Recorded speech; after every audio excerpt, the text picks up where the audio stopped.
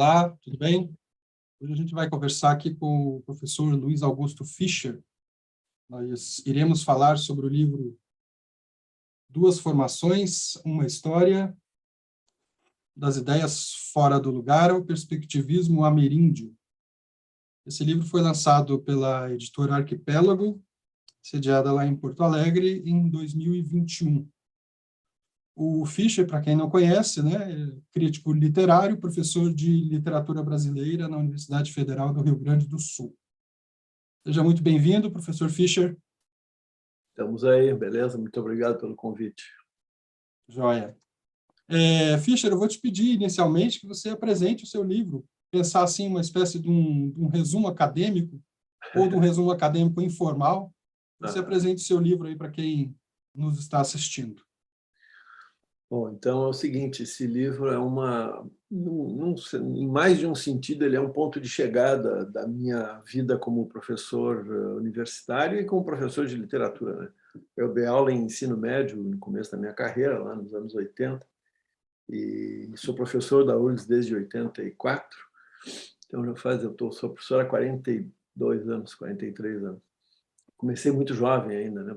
E eu, quando fiz a graduação, eu estudei letras e estudei história, né? Acabei não me formando em história porque faltou tempo. Eu já dava aula, já estava no mestrado de literatura, aquelas coisas, né? Mas eu me mantive interessado em história o tempo todo, né?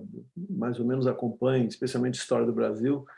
Eu acompanho o debate, enfim, o debate conceitual também. Em parte porque a nossa área, a área do estudo de literatura brasileira, é uma área, enfim, ao mesmo tempo nítida e de pouca consistência, digamos, interna, né? Porque estudar literatura brasileira, o cara pode estudar por qualquer ângulo, enfim, tem meia dúzia de ângulos bem importantes, né? E o ângulo, por assim dizer, historiográfico, ou historiador, ou historicista, é o que mais me interessa. Então, é isso, essas coisas convergiram na minha vida o tempo todo. E, bom, por muito tempo eu tinha na cabeça a ideia de discutir, se não de escrever uma história da literatura, discutir as condições para escrever uma história da literatura no presente, né? Aí acabou que eu fiz um estágio, como se chama, como é que é o nome? Estágio sênior, né, em 2014 para 2015. Passei um ano sem dar aula, né, pela primeira vez na vida, assim, fortemente, com bolsa e tal, naquela época dourada, em que ainda dava para esperar, enfim, financiamento, né, para pesquisa. E eu preparei, então, um trabalho que seria a minha qualificação para a condição de professor titular. Então, resumindo, é isso. Esse livro é o meu trabalho de titular, que resume a minha conversa sobre história da literatura, que desde sempre teve no meu horizonte. Muito especificamente, agora, assim, olhando mais de perto, eu tentei medir forças do que eu consigo enxergar hoje sobre história da literatura com as figuras tutelares, né, do meu horizonte conceitual, né? Então, tem um cara aqui de Porto Alegre, que foi meu professor, uma figura muito importante, que é o José Hildebrando da Canal, uma figura muito original, assim, meio excêntrica, um tipo desses gênio provincial, assim, né? Que não é raro de encontrar. E, mais fortemente ainda, o Antônio Cândido e o Roberto Schwartz, que são as duas figuras assim, de referência da minha formação e da minha trajetória no campo. Mas, só para terminar essa apresentação, então eu arguí deles como é que eles pensam a história da literatura, né? Passei um pouco em revista, assim, muito de maneira bastante breve, a tradição das histórias de literatura no Brasil, né? Tentei mostrar assim que nas várias gerações foi havendo algumas modificações, enfim, um pouco mapeei isso. E depois eu tentei apresentar horizontes historiográficos que me interessam hoje em dia. Então, tem um viés inteiro assim de debate sobre a história do Brasil, né? E nisso eu acompanho o debate dos caras da minha geração cronológica, né? O João Fragoso, o Manuel Florentino, o Hebe Matos, o Jorge Caldeira, que são caras que te apresentaram assim, visões muito originais sobre a história do Brasil. E, por outro lado, eu estava muito impressionado, enfim, desde sempre eu mantive em mente a tese das ideias fora do lugar, que foi uma coisa que aconteceu, saiu em livro quando eu era aluno de graduação, né? Li naquela época e tal, e passei o tempo todo discutindo esse assunto, e eu queria muito assim enxergar por que não era generalizável aquele modelo. E um dos estalos que me veio foi lendo alguma coisa do Eduardo Viveiros de Castro, que é um antropólogo e tal, nosso contemporâneo, da minha geração cronológica, que, enfim, tem uma crítica bem grande à tese das ideias fora do lugar, por um viés, enfim, que não é o da crítica literária. Então, assim, para terminar essa minha apresentação, o meu livro ele procura pensar esse arco entre a tese das ideias fora do lugar, que foi uma tese muito importante lá nos anos 70, para pensar sobre literatura e cultura letrada, e cultura brasileira em geral, e essa visão que o Viveiros de Castro e outros, né, a Aparecida Vilaça e tal, outros antropólogos e antropólogas propõem, enfim, e essa outra, então, que é uma visão que sugere a existência de um modo de pensar original aqui das Américas, não especificamente do Brasil, e não apenas do Brasil, que se oporia radicalmente à visão ocidental. Então, é uma conversa pretensiosa para burro, assim, eu tentei botar um monte de coisa ali para dentro, um debate sobre, enfim, o platonismo na tradição historiográfica da literatura brasileira, e, ao mesmo tempo, eu botei um monte de dúvida ali, né? Tem um monte de coisa que eu não sei como resolver e tal.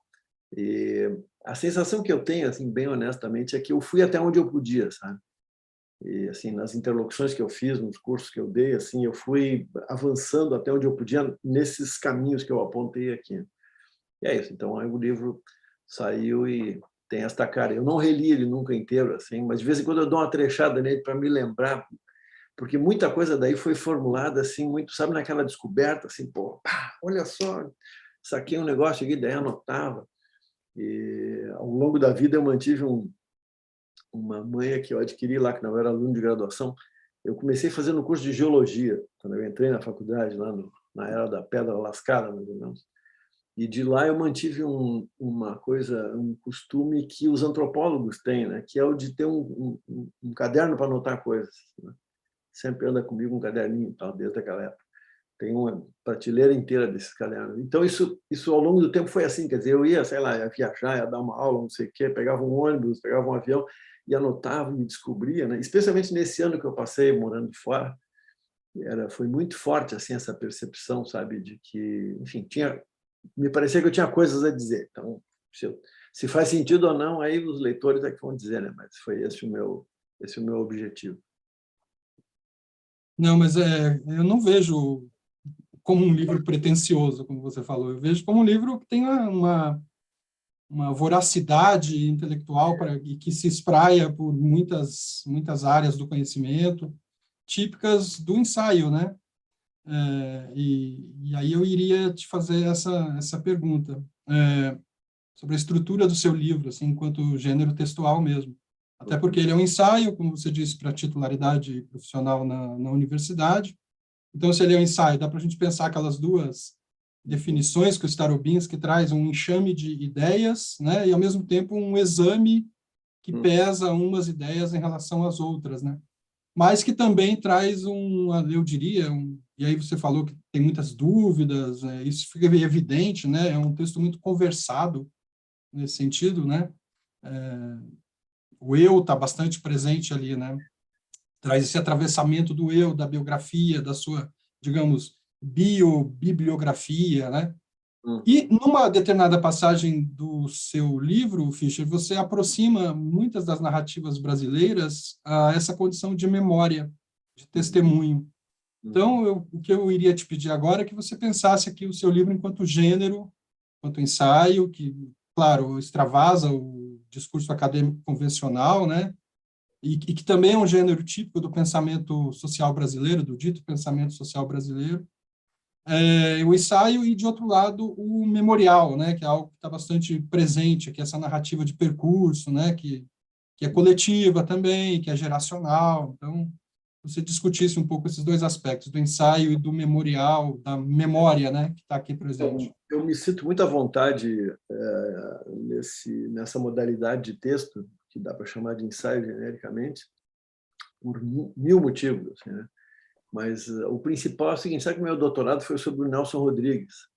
Eu escrevi uma tese sobre a crônica do Nelson Rodrigues, postulando que ali a gente tem ensaio. E eu fiz justamente uma aproximação do Nelson Rodrigues com o Montaigne, né? Eu fui lá ao Montaigne, recuperei a história do ensaio como gênero textual, etc. E, claro, com o tempo, assim, a minha formação em filosofia não é grande coisa. Enfim, estudei como aluno de história, muito mais. Mas sabe que desde sempre eu tive essa intuição, assim, de, por um lado, eu acho admiráveis os sistemas conceituais complexos, assim, tipo, sei lá, Kant, Hegel e tal, né? Mas a minha simpatia é pela linhagem oposta, essa é pela linhagem dos palpiteiros, dos ensaístas, dos caras que preferem, digamos, esse viés que mistura o testemunho com a reflexão, com a memória e tal, esse campo, né, que é justamente o campo que foi alijado pelo Aristóteles, né, quando ele formulou a sua ideia de literatura de excelência, enfim, né? Ele imaginou aqueles três grandes gêneros, né, o épico, lírico e o dramático. E o que fica fora disso é o que me interessa, digamos, né, como modalidade de escrita e mesmo de leitura, né? E então eu tenho assim essa convicção, digamos, ela nasceu como uma intuição, assim como um jeito de pensar. Eu me lembro quando eu era aluno de história, por exemplo, eu ia para os debates sobre grandes questões históricas, quase sempre aparelhado de leituras de romance e de poesia que eu tinha feito. Era muito engraçado, assim, porque os colegas, em geral, estudavam tratados de história, né? E eu dizia, pô, eu li tal coisa no Balzac, aí eu falava lá qualquer coisa.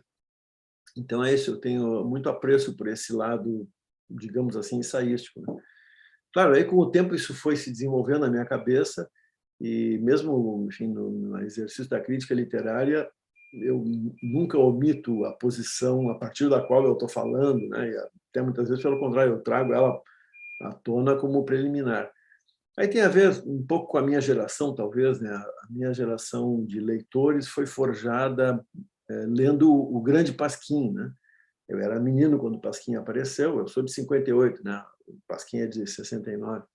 Mas eu virei adolescente lendo o Pasquim com 13, 14 anos e tentando entender aquela maravilha de liberdade textual que tinha, que aliava tudo, enfim, deboche, humor, crítica, enfim, um viés que era muito praticado pelo Sérgio Augusto como crítico cultural, mas pelo Paulo Francis. Não, Paulo Francis foi uma leitura muito importante para a minha geração. Não o Paulo Francis reacionário e escravagista da última fase da vida dele, mas o Paulo Francis lá dos anos 70 e 80. Então é isso, eu realmente assim, é um encaminhamento que eu fiz muito de coração, assim, não foi uma escolha, sei lá, conjuntural, assim, um episódio, né? Então, quando eu escrevi esse livro, assim como os livros, enfim, que eu escrevo ao longo da vida, até o meu mestrado já foi um pouco assim. Eu me lembro que a minha orientadora de mestrado, ela brigou comigo quando eu entreguei. Meu mestrado é sobre parnasianismo, sobre poesia do final do século XIX, uma chatice infinita, né? Meu mestrado eu tentei entender o parnasianismo pela lente do Robert Schwartz. A minha pergunta era se ideias fora do lugar tinham a ver com aquilo ali, em resumo. E ela dizia assim para mim, não, essa nota aqui tu não pode botar, porque essa nota é muito pessoal. Então ela dizia assim, não, isso aqui é muito datado, assim, como se eu pudesse cultivar aquela fantasia de que, entendeu, eu estava escrevendo para a eternidade. Então é isso. Eu acho que, no fundo, assim, resumindo, eu pratico como texto nesse livro aquilo que eu gosto de ler, aquilo que eu mais gosto de ler, que é isso, as ideias em movimento, mas que não escondem a sua placenta, entendeu? Não se apresentam assim de banho tomado, só para aparecer bem para as visitas, assim, né? Enfim, é isso. Tem gente que, ao longo do tempo, assim, leitores gostam disso, né? E leitores não gostam disso, e muitas vezes quem não gosta disso tem, no fundo, uma visão um pouco caipira, assim, das coisas, né? Um pouco provincial, que diz, mas vai falar mesmo disso? Pô, ninguém conhece esse cara. Eu digo, bom, azar, é o cara que foi o meu interlocutor, né? E assim também ao contrário, uma parte desse livro, um capítulo bastante extenso em que eu analiso o que me parecem ser os limites da tese das ideias fora do lugar. Eu apresentei uma vez num evento e tinha, na mesa em que eu estava, tinha um sociólogo importante, cujo nome não importa, enfim. E ele me disse, pô, manda lá para a nossa revista e tal, uma revista acadêmica importante aí no Brasil, na área da sociologia. Esse trabalho é muito importante. Então, mandei. Cara, o resultado é uma maravilha, assim, porque primeiro tinha uma coisa me pareceu uma coisa de espírito de corpo, assim, né, que daí teve um parecer a favor e outro contra, daí um terceiro contra. E os pareceres eram de sociólogo, né? E um pouco era isso, assim, o argumento dos caras era, sem usar essa palavra, era um pouco sobre o gênero textual ensaístico, entende? No fundo, diziam assim, quem é esse cara para ter essa liberdade, né, de texto e de pensamento? Bom, aquela arguição que quem está nos ouvindo aí talvez conheça, que é quando tu vai arguir, por exemplo, um mestrado, tu argui o cara de maneira canalha, mas muito comum, que é tu arguir o sujeito pelo trabalho que ele não fez, né? Tu diz assim, tu devia ter lido, tá bom, então o cara não leu, né? Quer dizer, claro, pode de fato ter havido alguma falha importante e ela tem que ser documentada, né, na hora da uma arguição, né? Mas muitas vezes é possível o cara fazer um caminho diferente, né? Então, isso, também depois de velho, assim, o cara já sabe que os riscos e as virtudes são para quem quiser correr, né? Ou quem quiser buscar. Então, é isso. Esse livro eu achei que cabia bem fazer essa espécie de intromissão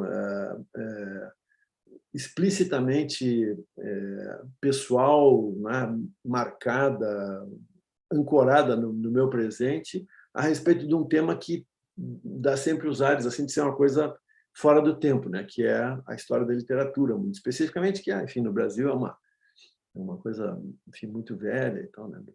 É isso. Assim, eu diria que não fica, assim, para mim, como leitor do seu livro, né, não é uma coisa que fique onipresente, mas é uma condução narrativa que está ali, essa presença do eu, acho que gera essa empatia com o leitor, acho que funciona bem aqui e, ao mesmo tempo, também, né, para quem está ascendendo a titularidade, nada melhor que contestar o próprio esquematismo da linguagem acadêmica, né, essa coisa toda da imposição anglo-saxônica do artigo, né, da tese sem a presença do eu, essas coisas todas. Então, acho muito interessante. Mas eu acho que aproveitar, Pode falar. Mas eu também não gosto daquele eu egóico francês, né? Também, Uhum. do lado disso, que é aquele troço do cara ficar se jogando confete, assim, né? Que eu também Sim. procuro evitar, né? Porque é enfim, às vezes tu faz, na nossa área de crítica literária, tem muito um negócio que eu acho abominável, que é o sujeito fazer a pesquisa ou a crítica e ficar postulando, ficar reivindicando que está sofrendo mais do que o objeto. Né? Sabe? O cara diz assim, tento aqui uma manobra ousada. Porra, ousada, bicho. Como assim ousada? Uhum. Está no conforto do ar-condicionado, que ousadia é essa, né? Então, esse troço também muito exibicionista, assim, eu abomino e tentei evitar também no meu trabalho. Eu acho que você, assim, evita pondo em questão, né? Eu tenho muitas dúvidas, coisas desse tipo, isso que aparece bastante também.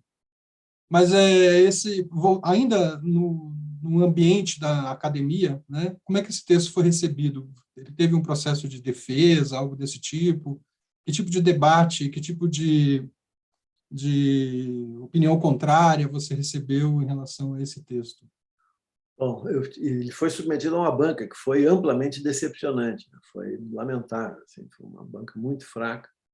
Não importa os nomes aqui, mas foram pessoas que ou leram de má vontade, ou leram pouco, ou leram aos pedaços, enfim, né? Uma banca, no fundo, uma banca desrespeitosa, né? Como eu procuro nunca fazer com as bancas das quais eu participo. E realmente eu fiquei muito frustrado na época, porque tinha pelo menos uma pessoa ali que eu achava que faria uma interlocução relevante, né? Mas, enfim. Eu tive como eu sou professor então há bastante tempo também, então eu tive a chance de fazer uma interlocução muito boa dando aula sobre esse texto, né? Esse texto nasceu de 2 cursos que eu dei assim também, o texto final, né? E então ele foi submetido a essa arguição miúda do cotidiano da sala de aula do curso de pós-graduação, né? Essa foi realmente uma interlocução privilegiada. Eu até menciono os nomes dos alunos que me aturaram lá ouvindo falar desse trabalho, Uhum. especialmente num semestre. Depois que saiu o livro, bom, aí como eu te disse, contei antes aqui, teve essa hipótese de publicação numa revista de uma parte dele, de uma parte que eu acho que é bem substantiva, né? Assim, do ponto de vista, digamos, científico, de ciências humanas, ciências sociais, eu acho que é uma parte importante. E eu tive como é que eu vou dizer, essa não surpresa de ver o texto rejeitado, aliás, rejeitado em 2 revistas. Primeiro foi, eu contei um pedaço da história, primeiro foi assim, eu tinha mandado o livro para uma editora, e o leitor lá, porque leu para essa editora, enfim, deu um parecer favorável, mas acabou que o livro não saiu, ele ia sair em fim de 2020, né? Aí não saiu e tal, bom, mas o sujeito que leu era um cara de formação, ele é antropólogo e tal.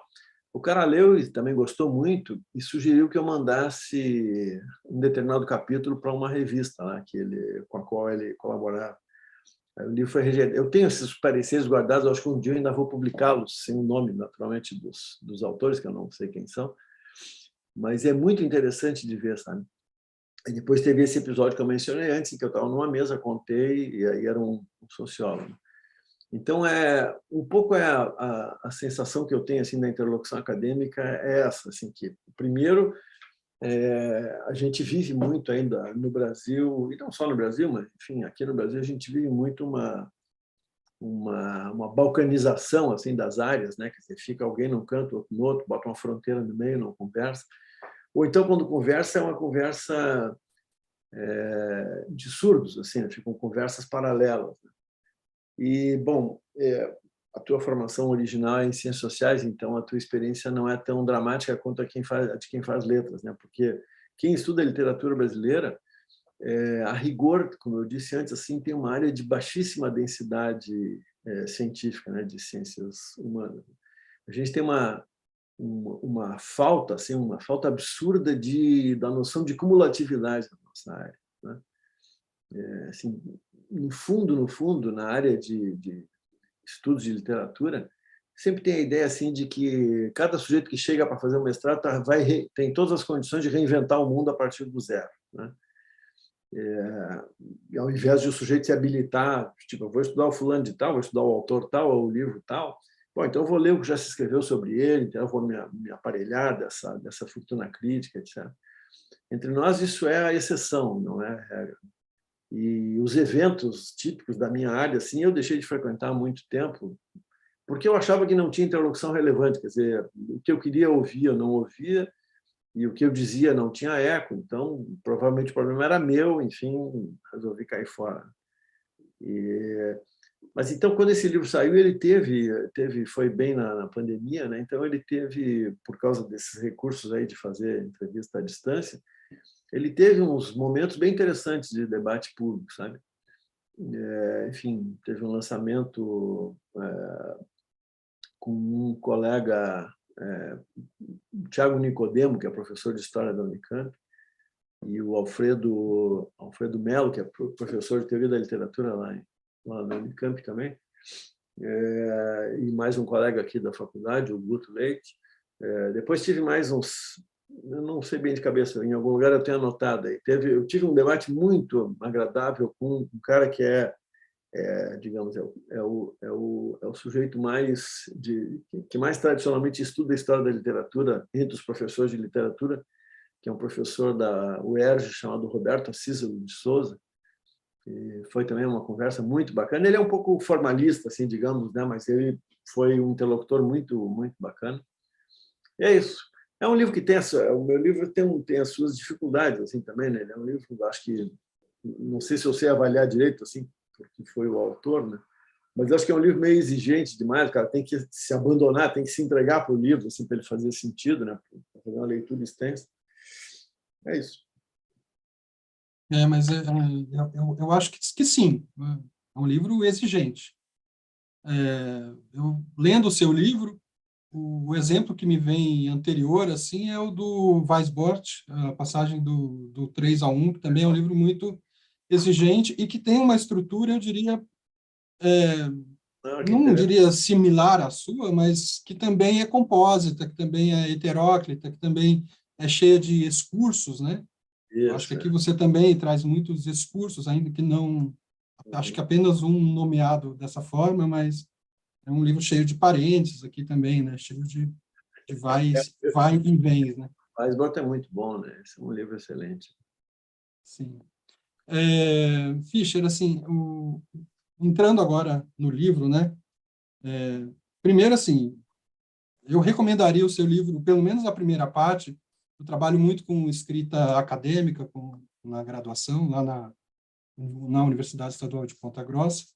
E eu recomendaria essa primeira parte, porque, de fato, ela faz assim, a apresentação do problema, do método, situa a discussão, e depois eu acho que vai meio, né, de uma forma assim, um pouco mais aberta, assim, eu acho que daí eles já teriam mais dificuldade. Mas esse início é bem típico dos trabalhos acadêmicos e situa muito bem o leitor naquilo que ele vai encarar aqui, né? E você está discutindo os vários modelos de historiografia literária no Brasil, mostrando uma filiação, né? Você já mencionou aí, direta ao Antônio Cândido, ao Roberto Schwartz, fazem parte da sua formação, da minha e de tantos de nós, né? Está explícito lá no título, no subtítulo, né? Mas o que eu notei, assim, é que na discussão com o Cândido você é mais assertivo, no sentido de apontar aspectos que você vê como limitadores, problemáticos, tal. E na discussão com Schwartz, parece-me que as frases são mais interrogativas, você evita afirmações mais categóricas, você fica mais no ambiente da discussão com um pouco de dúvida, ou não sei exatamente o que seria. Como que se dão, assim, para você essas duas angústias da influência, se é que você concordaria com esse termo tão conservador assim, né? Não, são nomes interessantes. A angústia da influência é um bom nome. Pois é, não é bem observado, não tinha pensado por esse viés, mas faz sentido. Eu acho que isso se explica por dois motivos. Primeiro que os limites da visão do Cândido, eu acho que são mais visíveis, mais nítidos, né? Eu já tinha escrito sobre o Cândido, sobre a visão de história da literatura do Cândido, já tinha escrito 2 ensaios acadêmicos e tal, que saíram em revistas, né, acadêmicas, tipo, sei lá, uns 15 anos ou mais até, né? Por aí, 15, 12 anos. Então, para mim, estava mais consolidada essa percepção assim dos limites da visão do Kant. Limites que são, enfim, que acontecem para qualquer geração. Aqui não é como eu não estou reproduzindo aqui o argumento, então pode parecer meio pretensioso, né, que eu diga assim, os limites do Kant. Mas é isso, os limites do modo como ele via a história, né? E claro que agora, assim, também depois de ficando velho, a gente vai relendo as coisas e vai percebendo, assim, também esses limites. Um deles, assim, para dizer bem, de maneira bem simples, é que o Cândido tem uma percepção do Brasil que é muito nacionalista. Olhando de agora, assim, ela é muito nacionalista. Tem a ver muito com a afirmação da centralidade do modernismo de São Paulo, tem toda uma ideia. Eu dou um exemplo, assim, só para quem está nos ouvindo aí, que está na abertura, uma das famosas introduções à formação da literatura brasileira, né, o livro dele, em que ele faz aquela comparação, diz, a literatura brasileira é um galho secundário de um arbusto de segunda ordem no Jardim das Musas, que é a literatura portuguesa e tal, que é muito mais limitada do que aqueles que vivem, que leem literatura espanhola, inglesa, alemã, francesa e mesmo russa e espanhola. Espanhola, acho que ele bota no fim. E eu me lembro, assim, quando eu me dei conta de que essa comparação era injusta, sabe? Assim, se fez a luz, né, na minha cabeça. Porque comparar a brasileira, por exemplo, né, dizendo que ela é um galho secundário da portuguesa, então já tem uma distinção entre a brasileira e a portuguesa. Distinção que ele não faz quando ele trata de literatura, por exemplo, inglesa, de língua inglesa. Quando ele fala literatura inglesa, ele está falando do quê? Está falando de literatura da Inglaterra, da Grã-Bretanha, do Reino Unido, dos países que têm como língua materna o inglês. E aí, a questão assim, que é mais grave ainda, eu acho, também me dei conta já faz tempo, é por que não comparar a literatura brasileira com a literatura argentina, mexicana ou estadunidense? Porque aí tu teria uma comparação mais adequada do ponto de vista da formação histórica. São países criados pela colonização moderna e, portanto, podem ser, digamos, comparados por parâmetros muito seguros, né, de aproximação. Ao passo que comparar a literatura brasileira com a literatura russa, por exemplo, a Rússia sempre teve naquele lugar lá, entendeu? Foi um império e aquela língua é de lá, enfim. Agora, realmente, do Schwartz, a conversa é mais complicada porque a tese do Schwartz é mais complexa, né? Tese das Ideias Fora do Lugar é uma criação assim, muito sutil, né? E no enfrentamento que eu fiz dessa questão, eu realmente precisei estudar muito mais do que eu imaginava. O meu ponto, assim, não sei se eu consigo resumir agora, o meu ponto era o seguinte: ideias fora do lugar vale para qualquer época do Brasil, essa tese, né, das ideias fora do lugar. Então, esse foi o primeiro ponto de arguição. Quer dizer, eu posso falar, sei lá, do romance de 30 no Brasil, pensando em ideias fora do lugar, ou aí não se trata de ideias fora do lugar, as ideias estão no lugar, para usar o trocadilho do título, né? Então, é isso. Assim, com o tempo, eu fui estudando muito e tentando entender qual era a origem da formulação, né, do Schwartz. Não apenas naquilo que ele formulava explicitamente, quanto mais ainda naquilo que ele não formulava explicitamente, ou seja, os bastidores conceituais, e historiográficos e sociológicos que estavam, né, por trás da formulação da tese das ideias fora do lugar. E aí eu demorei muito tempo, mas eu cheguei numa forma. Hoje em dia eu posso dizer bem rapidinho, assim, podia ser mais assertivo lá no livro. Em resumo, é o seguinte: quando o Schwartz fez a tese dele, ele estava praticando um marxismo que hoje em dia eu acho assim inadequado, frágil, que era uma ideia assim de, quer dizer, na consideração dos fenômenos, o sujeito olha para a infraestrutura, né, para a base econômica, para as relações de produção, e daí salta para pensar na sociedade, eventualmente no plano das ideias e tal, né? Passando sempre por fora do Estado. Esse é o meu ponto. O que o Schwartz não viu foi o Estado brasileiro, o debate sobre o Estado brasileiro. E isso, enfim, eu digo lá em 50 páginas, né? Isso que eu estou falando agora muito rapidamente. E para enxergar isso foi, aí eu acho que tu tem razão, quer dizer, eu fui indo realmente assim, escavando muito lentamente, sabe, nas bases da percepção dele e opondo essas bases ao que a gente sabe hoje sobre a história do período, especialmente na virada da independência e ao longo do século XIX. E é isso, a minha conclusão ali, que eu acho que está bem documentada, é que a visão do Schwartz em 1970, na virada dos anos 60 para 70, quando ele formula essa ideia, é estritamente baseada na visão do Caio Prado Júnior sobre o passado colonial e escravagista brasileiro, né? Aquela ideia do Caio Prado, que hoje em dia é amplamente superada, né? Do sentido da colonização, quer dizer, que só havia um sentido, que era produzir aqui para usufruto das elites que estavam na Europa, etc., e que o Brasil era apenas a plantation, o resto era paisagem e falta de estrutura social, mesmo relações sociais, ele dizia que não tinha nada de relevante fora da plantation, que só tinha uma relação relevante na história do Brasil até o final do XIX, que era a relação de escravo com senhor de escravo. Tudo isso hoje em dia é amplamente desmentido, não há um sentido único, as elites, a partir da metade do século XVIII, estão no Brasil, elas é que fazem a gestão, né, do capital, enfim, dos lucros do empreendimento colonial brasileiro, e é isso. Então, eu acho que essa, assim, não sei se eu consigo me explicar para quem não leu, mas o meu esforço foi realmente assim diferente nos dois casos, né? No Cândido, eu enxergava com mais clareza, até porque o Cândido é mais transparente, né, no texto. O Cândido escreve de maneira assim muito mais nítida, né? E o Schwartz, especialmente o Schwartz lá dos anos 70, porra, era uma pedreira aquilo, né? Eu lembro quando eu conheci o livro, conheci em 78 o livro, esse é O Vencedor das Batatas, que é de 77, por um amigo mais velho que fazia sociologia, disse, pô, tem que ler esse livro. E eu, cara, aquilo ali não dá para entender nada, entendeu? Aqueles parágrafos assim, de que duravam 5 páginas, era impossível compreender, né? Um tipo de argumentação cerrada germânica, né? Que a gente eu não estava acostumado, quase ninguém no Brasil estava acostumado. Então, é isso, sem contar que a tese das ideias fora do lugar tem um charme assim de ser aquela chave que abre qualquer porta, assim, né? Dá a impressão de abrir qualquer porta, então é difícil de tu discutir. E finalmente, assim, só para completar a resposta, eu acho que tem a ver muito com o Viveiros de Castro que eu mencionei antes, né? O meu uso das ideias do Viveiros de Castro é completamente heterodoxo e eu acho que muito provavelmente não teria a anuência do próprio autor, né? Mas, enfim, eu faço por minha conta essa extrapolação, né, da crítica que ele faz ao marxismo uspiano, como ele chama, né? E também foi muito importante para enxergar, então, os limites da visão do Roberto Schwartz.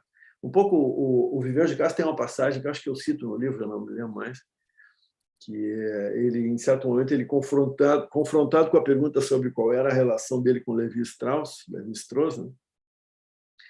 Ele disse assim, que a quantidade de coisas que o Levi-Strauss tinha deixado fora da sua grande construção conceitual, essa parte que ele tinha deixado fora, era importante demais para ser posta no lixo.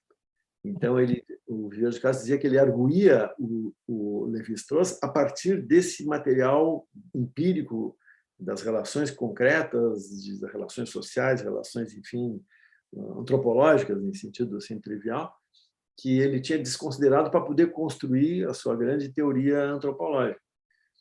E aí um pouco essa é a minha sensação a respeito do Cândido e do Schwartz. Então, sem querer me comparar nem com o Vieira de Castro, nem com o Levi-Strauss, né?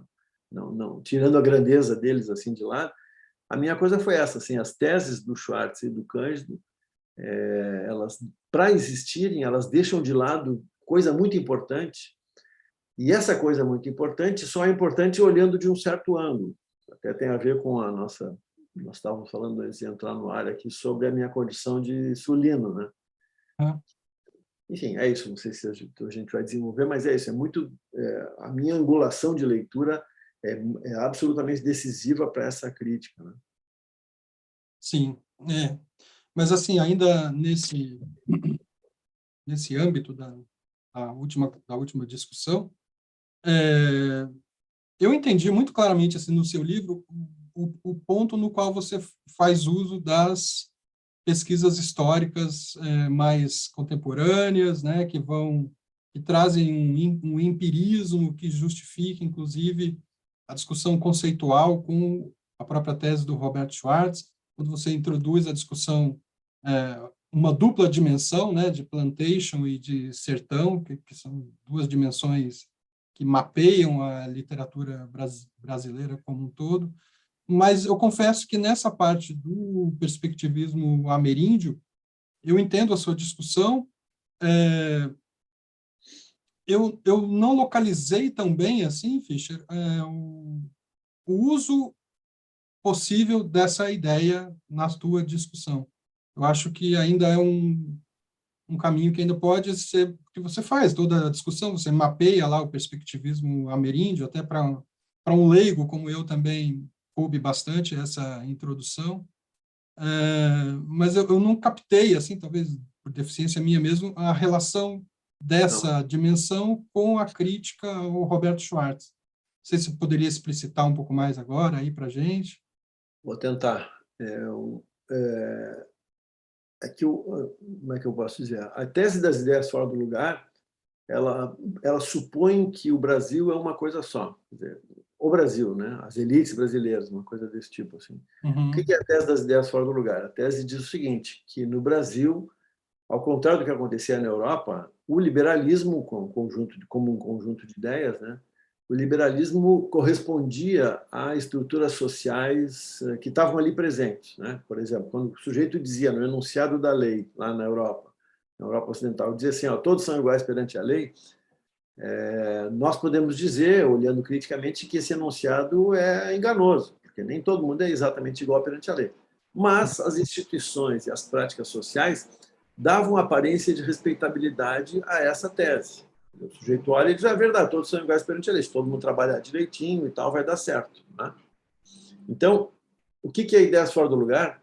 Diz o Schwartz, é que no Brasil, esse conjunto de ideias chamado liberalismo, que veio para cá nos enunciados, por exemplo, da primeira Constituição, esses enunciados não descrevem nem de maneira mínima, né, as relações sociais reais. Por exemplo, digamos, pega lá no enunciado da Constituição, todos são iguais perante a lei. Aí tu olha pela janela e tem escravo, por exemplo. Evidentemente que não combina, entendeu? Tu dizer que todos são iguais perante a lei se tu tem escravo aqui. Então, o que o Schwartz diz? Aí vem a técnica, digamos, de manchetear essa ideia. Ele disse, é uma ideia fora do lugar. O liberalismo é uma ideia fora do lugar no Brasil. Aí o Schwartz dá um passo adiante que é muito importante e é sutil. Ele diz assim, mas o fato de estarem fora do lugar, esse fato não impugnou a continuação da vigência dessas ideias no Brasil. Então, digamos, se dependesse do teste da efetividade, a gente podia dizer, bom, então, se essa ideia liberal que está na Constituição não corresponde à realidade, ou a gente muda a realidade ou muda o enunciado. E aí o Schwartz diz, o pior é que no Brasil a gente percebe que elas não correspondem, mas elas se mantêm as duas. Então, ideias fora do lugar é uma descrição que eu estou reproduzindo aqui de maneira breve, assim, que é muito sutil e muito interessante, né? Quer dizer, tu olha para o enunciado, sei lá, pode pegar no presente de hoje, 2022, né? Tu vê um dirigente falando uma coisa e diz, não, mas ele sabe que não é verdade isso aí, né? Digamos agora alguém que fosse um líder bolsonarista defendendo o liberalismo de quem está na frente do quartel pedindo golpe militar, por exemplo. Tu olha e diz, né? Qualquer observador vai dizer, não, liberalismo não justifica nunca um golpe militar. E, no entanto, essas duas ideias continuam convivendo. Então, é isso que eu estou dizendo. Assim, a tese do Schwartz, com esse enunciado breve, assim, é muito potente, muito interessante. Tá. Mas qual é o ponto? Como eu disse antes, assim, muito rapidamente, o ponto é que essa visão sobre o Brasil é uma visão de um pedaço do Brasil. Era o pedaço que tinha a ver com a capital, a primeira capital do Brasil, a capital ainda do tempo da colônia, lá a partir de 1760, o Rio de Janeiro e tal, a capital do Brasil independente, a capital do Império e tal, a capital da Primeira e Segunda República e tudo mais. Então, dizia respeito a esse mundo. Aí vem a questão que eu acho que a gente pode introduzir do meu ângulo de leitura, né? É que eu olho para eu sou professor de literatura, eu olho para a literatura brasileira e digo, cara, como é que se vê a literatura que é produzida fora do Rio de Janeiro? Primeira resposta que a historiografia me dá. Isso se chama literatura regional ou regionalista. Aí eu já olho para isso já achando que esse rótulo regional, regionalista, é um rótulo que mais atrapalha do que ajuda. Então, voltando agora para a tua pergunta, né? Porque, o que tem a ver o perspectivismo ameríndio com a crítica ao Roberto Schwartz? O perspectivismo ameríndio, assim, com muitas mediações, que eu não vou fazer agora aqui porque não dá tempo, corresponde, hipoteticamente, numa boa hipótese, uma animadora hipótese intelectual, corresponde a um jeito de olhar para o mundo que nasce autonomamente, talvez, nas comunidades tradicionais brasileiras, ameríndias, né? Não só brasileiras e tal. E esse ponto de vista não tem nada a ver com ideia fora do lugar. Porque esses caras vivem, o trocadilho que o Viveros de Castro que faz é assim, ele diz, tu tem as ideias fora do lugar, que tem a ver com o Rio de Janeiro, com a plantation, digo eu, né?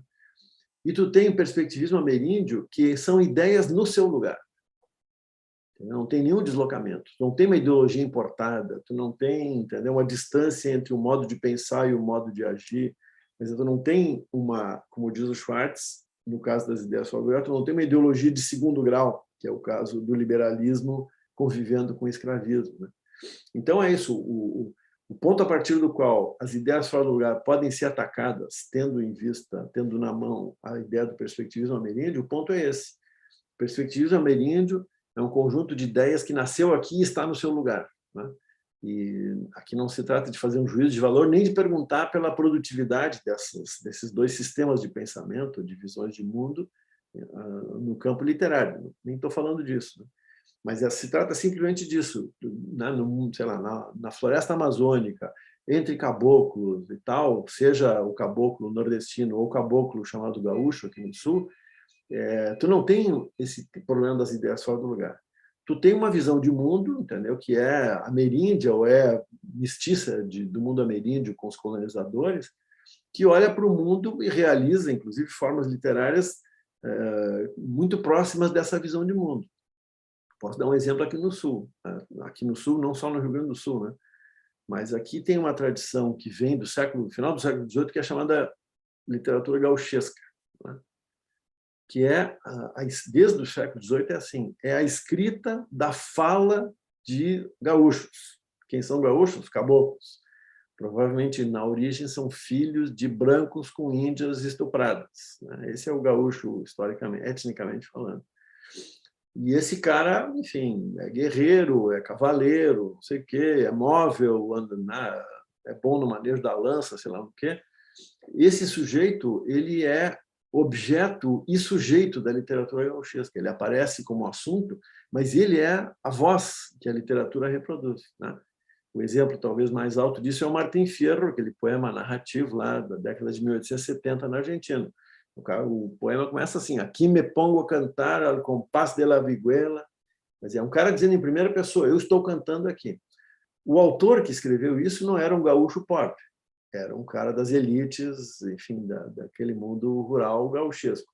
Mas a voz é a voz que representa esse sujeito. Então, voltando à tua pergunta mais uma vez, se eu olho para esse poema e pergunto: aqui tem um fenômeno de ideias fora do lugar? Resposta: zero ideias fora do lugar. Tu tem uma forma narrativa e poética que, de alguma forma, reproduz, ou se propõe reproduzir, ou, enfim, ou simula reproduzir o ponto de vista ameríndio, resumindo, né? E isso, no Brasil, tem um exemplo altíssimo e maravilhoso, que é o Guimarães Rosa. É isso. O que tu tem de errado ali? O que tu tem de deslocado, de segundo grau, não sei o quê, no Grande Sertão Veredas? Zero. Que forma é aquela ali? Aquilo é um romance? Sei lá, é um romance, mas é também poesia, também tem uma coisa que insinua uma posição meio dramática, porque é um cara falando para outro e tal. Então, se tu olhar pelo parâmetro aristotélico ocidental, o Grande Sertão Veredas é uma coisa meio estranha, né? Mas é estranha só porque não corresponde ao processo histórico, não é uma forma que corresponde à dinâmica social do Ocidente, né, da Europa. Se tu olhar do ângulo da experiência brasileira, do sertão de Minas e da Bahia e tal, é um negócio completamente orgânico. Então, não sei se eu consegui te explicar, mas o meu ponto é esse. E, como a tua pergunta sugeriu, sim, acho que é uma coisa que tem que desenvolver muito, né? Mas a minha percepção é essa. A tese do perspectivismo ameríndio é uma coisa completamente nova que eu acho que dá uma dimensão, não só conceitual, mas mesmo assim dá um horizonte antropológico, né, no sentido amplo da palavra, para dar um cabimento antropológico para a literatura produzida no sertão, no interior, na região, enfim, bota as aspas que quiser aí, dá um cabimento que não existe se olhar do ângulo da tese das ideias fora do lugar. E, por outro lado, a tese das ideias fora do lugar funciona muito bem para tu falar do Machado de Assis, do Padre Vieira, sei lá, entendeu? Do século XVIII mineiro, do Caetano Veloso, um monte de coisa que se explica muito se explica o que, de alguma forma, enfim, dá corpo para essa tese das ideias fora do lugar. É isso. Uma vez eu cheguei a pensar num mapa que eu não sou bom de desenho, se eu fosse, eu acho que eu ia ganhar uns pontos, né? Cheguei a pensar num desenho, assim, se ele desenhasse o Brasil, e não só o Brasil, a América, tu teria, assim, digamos que esse aqui seja o litoral brasileiro, tá? Que eu tenho o litoral brasileiro, aqui do lado de lá está a Europa. Então, tu tem, na primeira camada de chegada dos europeus no Brasil, tu tem ideias fora do lugar em estado puro, que é o choque das ideias com esse lugar. Na medida em que tu vai te aproximando do centro desse território, que é a América, essas ideias vão encontrando, ou vão perdendo força, entendeu? Ou vão encontrando o seu lugar. Até tu chegar no âmago do continente e tu tem uma ideia totalmente no lugar, que é o perspectivismo ameríndio. Não é o liberalismo, não é o romance, enfim, nenhuma dessas ideias europeias. Não sei se eu te respondi, estou aqui me estendendo na conversa aqui, Ricardo. Não, a gente tem essa liberdade para mexer com o tempo mesmo. Mas você falou que não é bom de desenho, né? Mas o seu livro é cheio dos gráficos, dos mapas, né? Dos esquemas, dos sumários. Sei fazer umas tabelas boas. Tabela eu sei fazer umas tabelas, né? Assim, não fica muito visível aqui, mas é isso. Eu acho que essa é uma implicação didática do seu trabalho também, e que ele abre, inclusive, se perguntando, né? Discutir a história da literatura brasileira implica em discutir os manuais de ensino médio, a forma meio congelada, né? E etapista e evolucionista que a gente tem na ponta do ensino, né? Então, eu queria te pedir para discutir um pouco isso, né? Porque esses manuais de ensino médio, usualmente, pelo menos daquilo que eu entendo, desconhecem o Cândido e o Roberto Schwartz.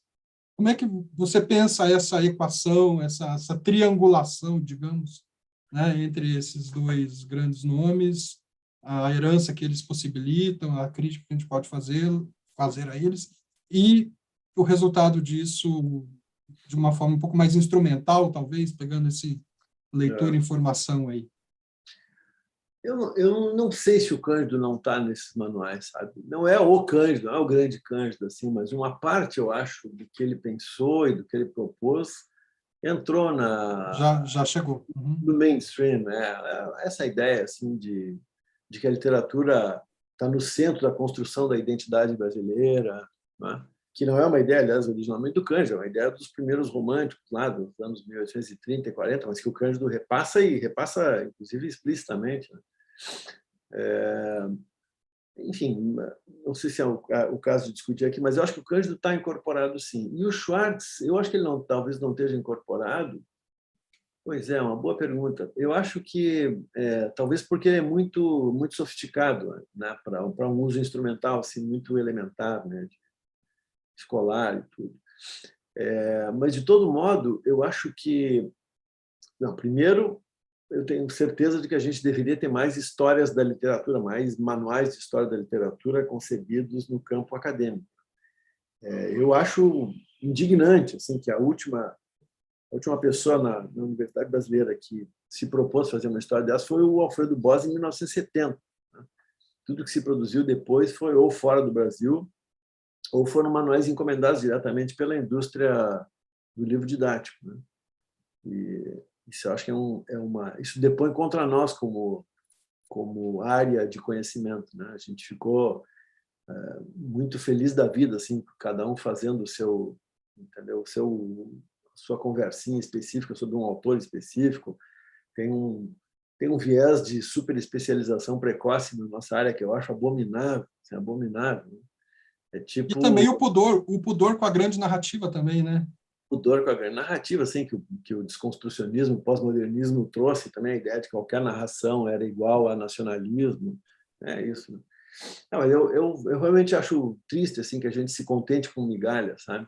Que não consiga fazer trabalho coletivo, enfim, que poderia ter rendido em boas histórias da literatura. Mas eu ia te falar o seguinte, eu acho que essa tua pergunta ela toca num ponto importantíssimo que também é meio invisível para quem está na universidade em geral, que é o seguinte: nesse outro livro que eu estava te mostrando, que eu publiquei esse ano, esse livro aqui, eu faço um comentário da relação, entre outras coisas, um comentário da relação do Cândido com a consagração do modernismo paulista, né? E uma coisa notável é o seguinte: eu terminei o colégio em 75, né? Entrei na universidade em 76. Quando eu entrei na universidade, quando eu terminei o colégio, Macunaíma, por exemplo, não era uma leitura regular no ensino médio. Não era. Entendeu? A gente ouvia falar que tinha o Macunaíma e tal, mas não era uma leitura corrente como agora é, ou, enfim, não sei se como leitura, mas, enfim, como referência, assim, Macunaíma é, sabe, a descoberta do Brasil, toda essa conversa. Isso é um negócio dos anos 70. Se consolidou exatamente nesse momento em que eu estava saindo do colégio e entrando na universidade. E por que se consolidou? Aí eu volto para a tua questão. Se consolidou por causa da invenção do exame vestibular unificado, que é uma coisa da virada dos anos 60 para 70. Até então, o ingresso na universidade era primeiro, muito menos gente terminava o ensino médio, né? E então muito menos gente demandava a universidade. O resultado então que tu tinha assim, o cara ia fazer, por exemplo, sei lá, vestibular para arquitetura, eram muito poucos candidatos que raramente excediam as vagas até o começo dos anos 60, né? E as provas que ele prestava eram provas produzidas pelos professores da Faculdade de Arquitetura. Tinha prova oral, prova escrita, entrevista. Então, era um troço paroquial, assim, muito, né? Tinha 43 candidatos para 40 vagas, algo desse tipo. Assim.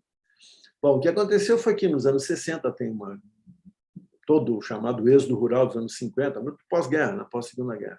Começa a ter muito mais gente na cidade, muito mais gente terminando o ensino fundamental, terminando o ensino médio, demandando a universidade, e aí, no auge da ditadura militar, o MEC inventa o vestibular unificado.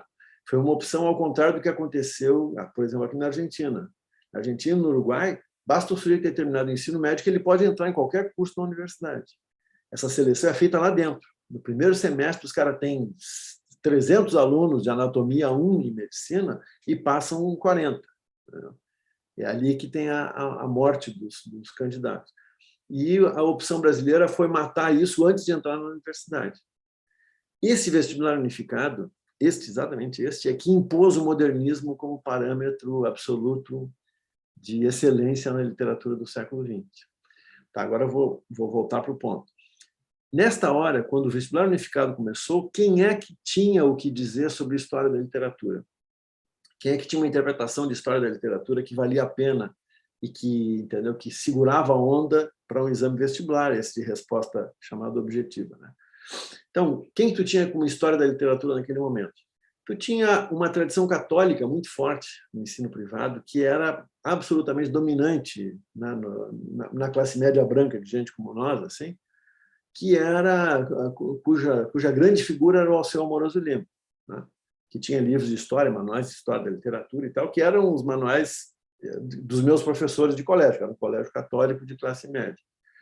Então, a visão que ele tinha de história era uma coisa lamentável, assim, era uma visão, sabe, de que tu tinha duas grandes correntes no século XX, uma corrente espiritualista e uma corrente materialista. Imagina isso. O materialista era, enfim, os comunistas e tal, o romance realista e a espiritualista, que era mais prestigiada por ele, era, sei lá, Cecília Meirelles e tal, Gustavo Corsão, Afonso Frederico Schmidt e tal, né? Bom, imagina, isso tem essa visão, ela tem o que declarar, entendeu? Para fazer uma prova de vestibular a sério. Aí tu bota, em contraste com isso, tu bota o Cândido e os seus alunos, os seus orientandos, que estão jogando de mão na USP, que é a melhor universidade brasileira. Aí tu tem uma visão que é muito mais sólida do ponto de vista historiográfico, entendeu? Que não ignora os processos sociais, né? Que eventualmente até olha com atenção para os processos sociais, que tem uma ideia futurosa na mão, que é justamente o modernismo brasileiro. Olha aqui a invenção, a novidade e tal, né? Então, eu estou simplificando, mas basicamente eram esses dois modelos que havia. Tem um terceiro modelo no meio disso, que também não tinha muito futuro, que era do Afrânio Coutinho na UFRJ, que era a visão de, em muitas aspas, ciência da literatura. Ele achava que ele representava a chegada da ciência dura no mundo da literatura. Uma fantasia, enfim, que não tem cabimento, mas nada. Bom, tanto que o departamento lá na UFRJ se chama Departamento de Ciência da Literatura, até hoje, em homenagem.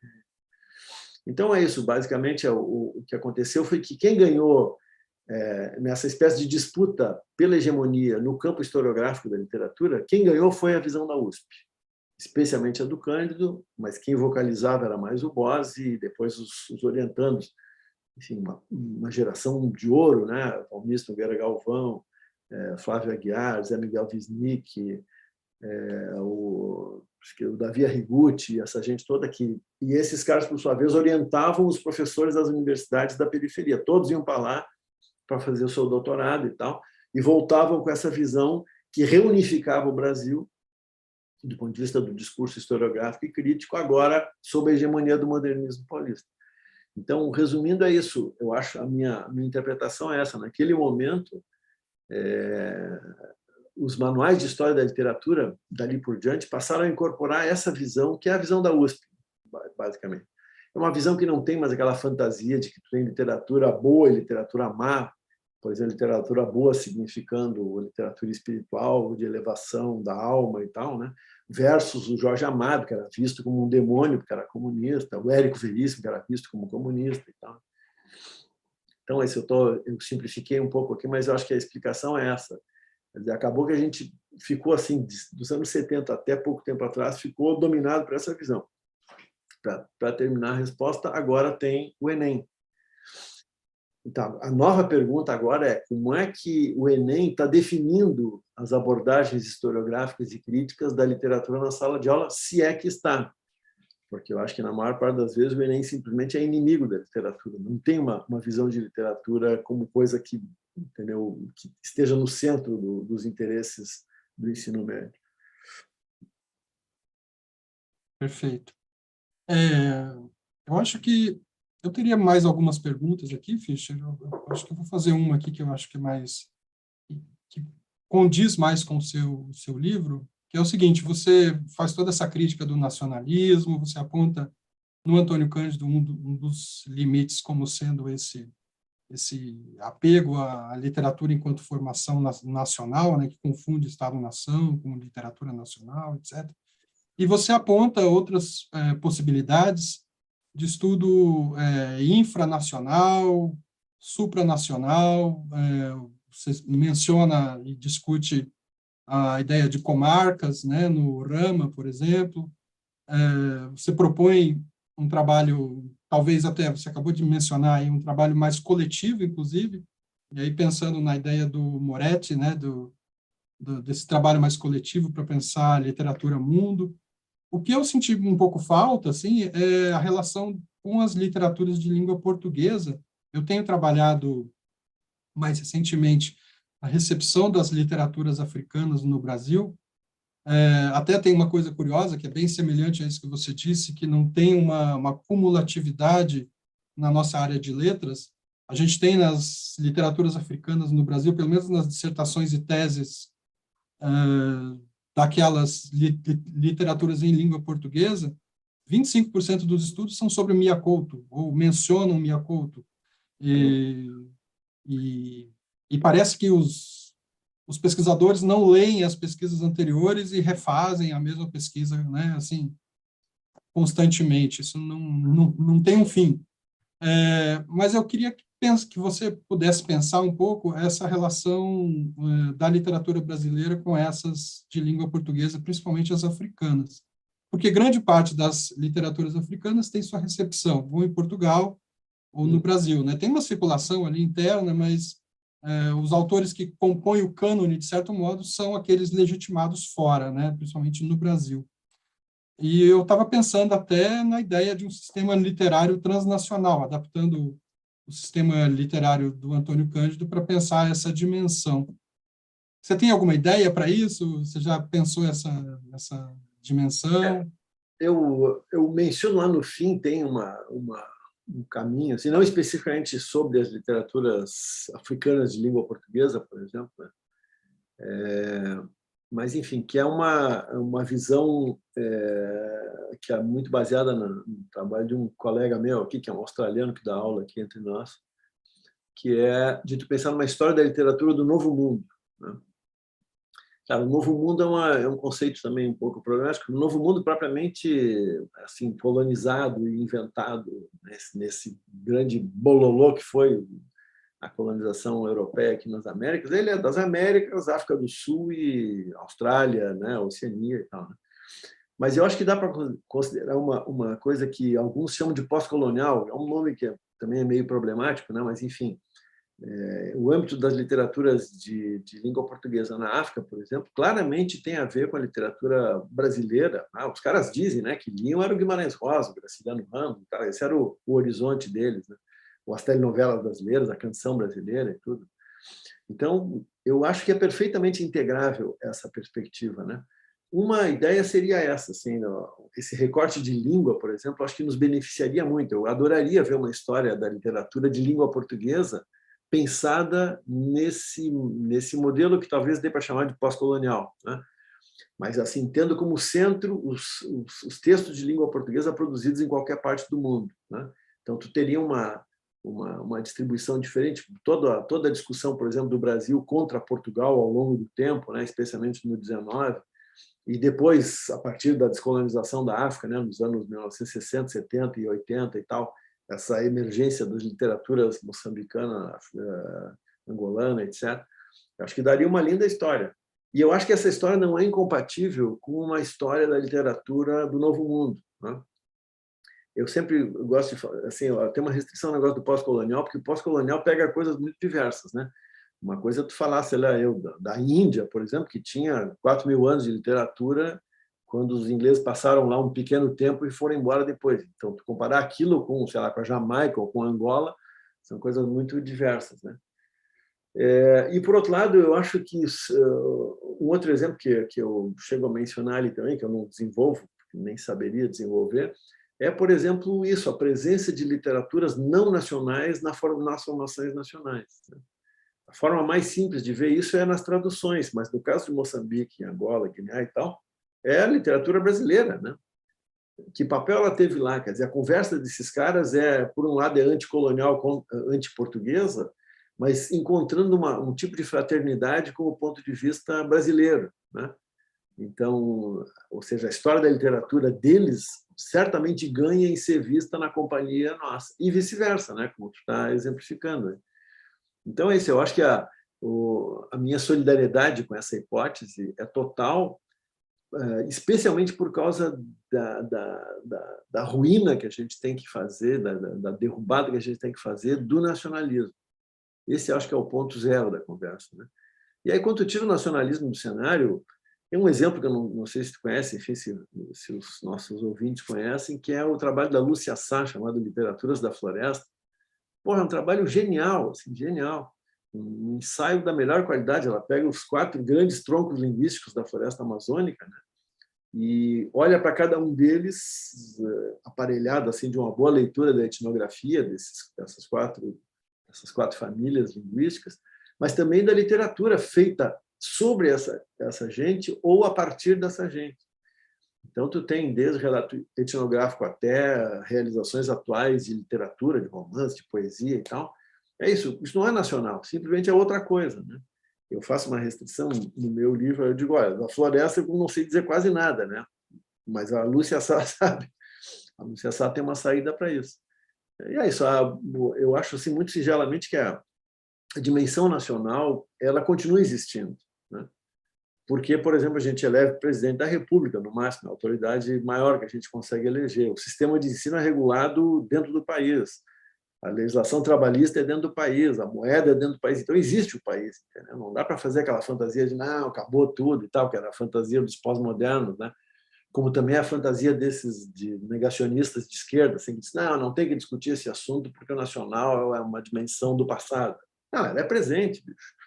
Tanto que dá para ver nas migrações, né? Quando vem qualquer pessoa que não é brasileira para cá, já tem um alerta, venezuelano, haitiano, ou quando vai daqui para a Europa, para os Estados Unidos, né? Existe a dimensão nacional.